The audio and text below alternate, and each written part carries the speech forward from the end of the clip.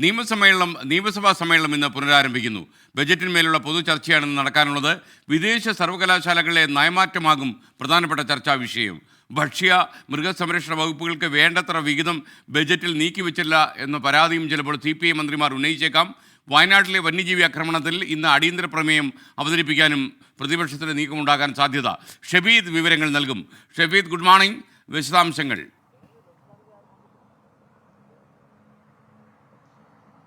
Very good morning എസ്കേൻ. ഒരു ഇടവേളയ്ക്ക് ശേഷം നിയമസഭ വീണ്ടും പുനരാരംഭിക്കുകയാണ്. ഇന്ന് മുതൽ 15 വരെ ബജറ്റിന്മേലുള്ള ചർച്ചയ്ക്ക് വേണ്ടിയിട്ടാണ് നിയമസഭ ചേരുന്നത്. നമുക്കറിയാവുന്ന പോലെ തന്നെ ബജറ്റിൽ വകുപ്പുകളെ അവഗണിച്ചുവെന്ന് CPIക്ക് വലിയ തരത്തിലുള്ള അതൃപ്തിയുണ്ട്. ആ അതൃപ്തി ചില മന്ത്രിമാർ പ്രതികരിക്കുകയും അതേപോലെ തന്നെ CPI സംസ്ഥാന കൗൺസിൽ അടക്കം മുഖ്യമന്ത്രിക്കെതിരെ രൂക്ഷമായ വിമർശനമായി ഉയരുകയും ചെയ്തിരുന്നു. ഈ സാഹചര്യത്തിൽ ബജറ്റ് ചർച്ചയിൽ സ്വാഭാവികമായും CPIയുടെ എതിർസ്വരം ഉയരാൻ സാധ്യതയുണ്ട്.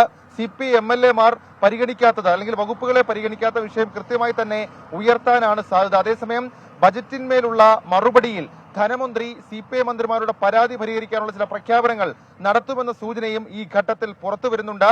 പ്രതിപക്ഷ നേതാവ് നിലവിൽ സ്ഥലത്തിൽ, അദ്ദേഹം കോൺഗ്രസിന്റെ സമരാഗ്നി ജാഥയുമായി ബന്ധപ്പെട്ട മലബാറിലാണുള്ളത്.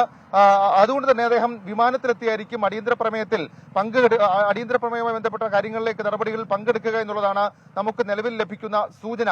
വയനാട്ടിൽ പ്രദേശവാസിയെ കാട്ടാന കൊലപ്പെടുത്തിയതുമായി ബന്ധപ്പെട്ട പശ്ചാത്തലത്തിൽ, അങ്ങനെ ഒരു സംഭവത്തിന്റെ പശ്ചാത്തലത്തിൽ വന്യമൃഗ ശല്യം അല്ലെങ്കിൽ വന്യമൃഗ ആക്രമണമായിരിക്കും ഇന്ന് അടിയന്തര പ്രമേയമായി ഉയർത്തുക. T. സിദ്ദീഖ് MLA അടിയന്തര പ്രമേയത്തിന് നോട്ടീസ് നൽകും എന്നുള്ളതാണ് നിലവിൽ നമുക്ക് ലഭിക്കുന്ന വിവരം. ഏതായാലും ഈ ലോക്സഭാ തെരഞ്ഞെടുപ്പ് പ്രഖ്യാപനം അതടക്കം മുന്നിൽ കണ്ടുകൊണ്ടാണ് സഭ 15 വരെയാക്കി വെട്ടി ചുരുക്കിയത്.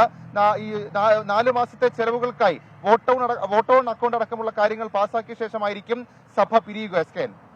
Okay, thank you Shabeed Rawther.